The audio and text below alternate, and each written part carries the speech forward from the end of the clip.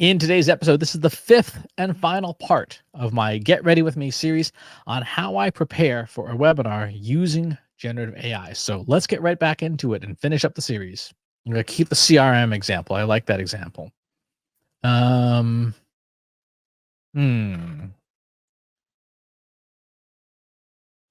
Let's build an ideal customer profile because I like where that's going.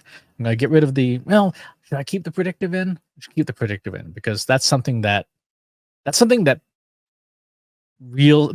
hotel and hospitality management folks would be very, very interested in knowing, which is how do you take demand data and forecast it. So let's go to Google Trends. Let's see. Let's do Boston. Let's take a look at related queries. Hotel in Boston. Singular. Hotels Boston. And we want this to be obviously United States. Let's do the last 5 years. That looks good. All right. I'm going to export this data. Okay, so let's take our data that we've gotten from Google Trends and let's get the keyword volumes for it and then feed that to some predictive software and hope it doesn't blow up. And we end up with, very nice. We end up with a volume, a keyword search volume. The numbers are kind of hard to read, aren't they? They overlap a little. Of when people will be searching for for a hotel room in Boston. All right, so let's take that and put that in the presentation. So take out this. So that's the kind of thing that we talk about with non-generative AI, but we would want to use this to time our editorial calendars for marketing purposes. We need the ideal customer profile. And we can talk about, so we've got LinkedIn profiles as an example. Let's go and get a screenshot of, go to Reddit here. So one of the things that we can do is use tools, for example, like Reddit, where you have either customers or employees or both posting conversations about what their experiences are.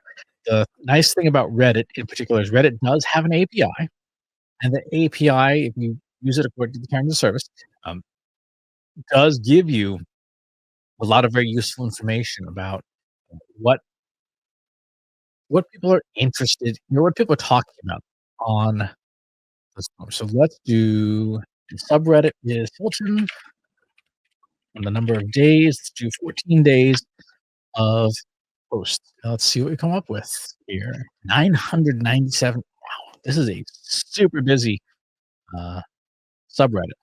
We got a lot of data to process. Okay, it looks like we have 218 posts. That's actually still probably plenty. Let's go ahead and bring up our system here. This was sentiment analysis. I don't need to keep this. I'll start a new one. Today we're going to do some customer cohort analysis. Read through the following feedback from a forum about Hilton hotels and infer the major types of customers that are posting to this forum. Return your analysis as an outline. Upload our data. We have 300,000 tokens. That's about 220,000 words, give or take, which is plenty because we've got the posts and we've got the comments. Let's see, we have loyal Hiltonists, business travelers, casual and frequent travelers, timeshare skeptics and victims. Okay. I don't know why they'd be posting to the Hilton forum, but cool. Hotel employees, general commenters, and I would imagine trolls. All right, let's say, great. Inferring from the data we have supplied, build an ideal customer profile for the Hilton business traveler. Be sure to include demographics, if possible, inferred from the data, needs, pain points, goals, motivations, and challenges. Okay, so we've got a fantastic ideal customer profile here, just inferred from this data. Now, obviously, if you were Hilton, you would have way more data than this. But even just this is a great starting point. And to be fair, um, you might want to do this separately from your own customer data because you might want to be able to see what people are saying when they're not saying it to your face. So let's go ahead and this in the presentation here. We can remove this, remove this, remove this, remove this.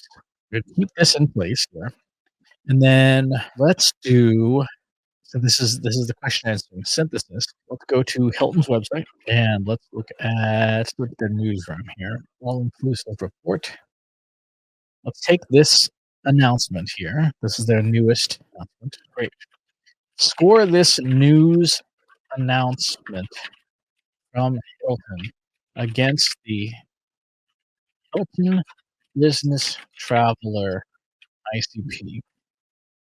How well or poorly would the average Hilton business traveler perceive this announcement? Let's put the announcement in, and we'll see what we get. I'm going to take a screen grab of the announcement itself and go back to our model and see how it's doing. Would likely be poorly received by the average Hilton business traveler, scoring low against the ICP. Here's why. No one cares. It's irrelevant. Misaligned messaging. So if you were a hotel chain, had an announcement, hey, an exciting new thing, you'd want to use your ideal customer profile. They should even announce, or if so, how do we revise it? Okay, the rest of the talk is pretty templated in terms of the major points. The last part from a hospitality perspective is the three major impacts. So hospitality. The first one is AI agents. I think that's worth keeping. Um, the data is important. The org chart part is not important, but uh, how people choose travel is going to radically change. How the customer chooses travel, and this is back to that technological innovation. Um, think here, let's do this. I'm gonna open up my phone.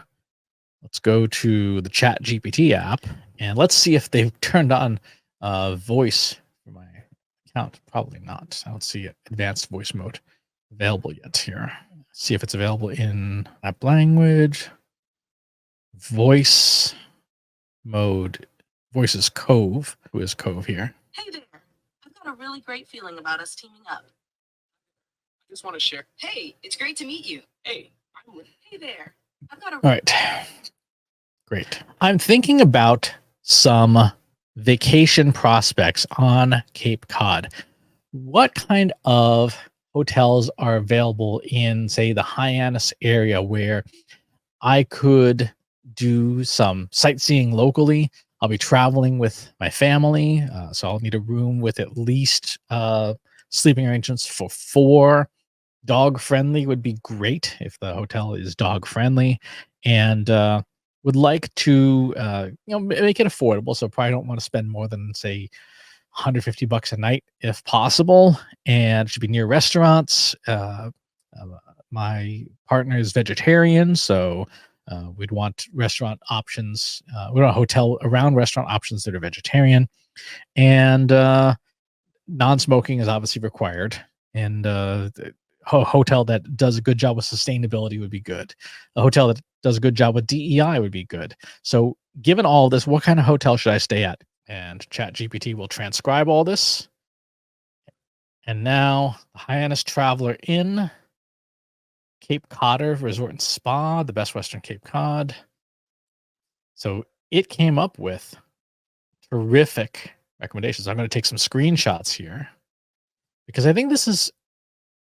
I think this is relevant to the audience. This is supremely relevant to the audience in hospitality industry. This is how people will search. As AI tools get better at having conversations and being conversational in nature, people are not going to sit through a traditional hotel booking engine when they can just talk to an agent and have it present exactly what you want. So let's go ahead and pull up those photos and get my deck going here. And let's put these in. Let's see, go through the rest of the deck. No other major changes. Great. Okay. So that is the process that I use when I'm building one of these webinars.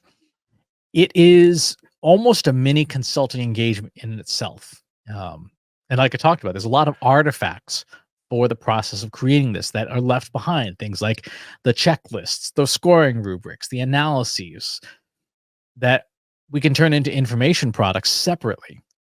When you're putting together a presentation of any kind of sales pitch, the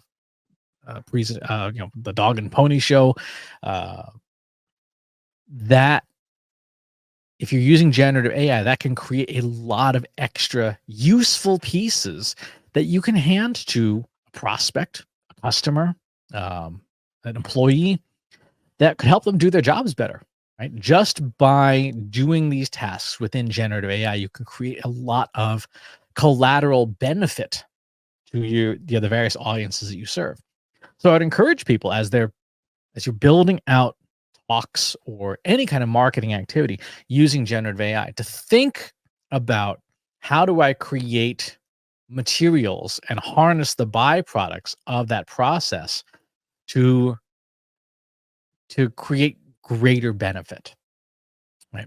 I hope you found this series educational and entertaining and interesting, in that you can see behind the scenes what goes into making a talk about generative AI that is relevant to a specific audience. I hope you picked up some tips, some things that you can try yourself that will let you up level the kinds of content you create using generative AI tools.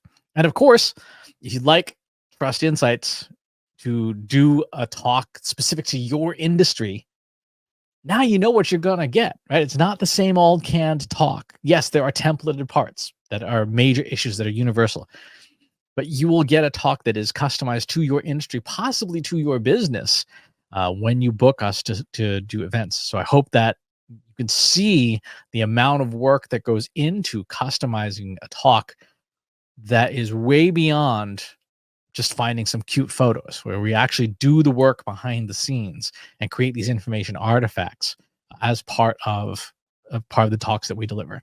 So thank you for tuning in. We'll talk to you next time. If you enjoyed this video, please hit the like button. Subscribe to my channel if you haven't already. And if you want to know when new videos are available, hit the bell button to be notified as soon as new content is live.